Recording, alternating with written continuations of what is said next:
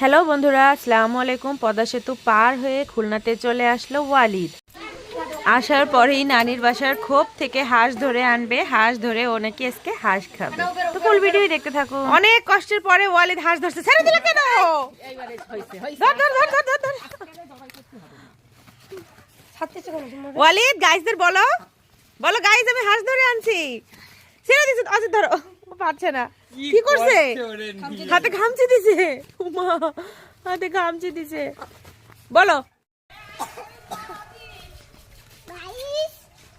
বলো।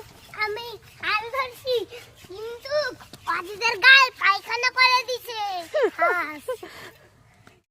তুমি এখন হাঁসের মাংস টেস্ট করে বলো বাবা কেমন হয়েছে। যেই হাঁসটা তুমি ধরে নিয়ে আসছো সেই হাঁস কেমন হয়েছে? বন্ধুরা আপনারা সাবস্ক্রাইব করেন। সাবস্ক্রাইব করেন।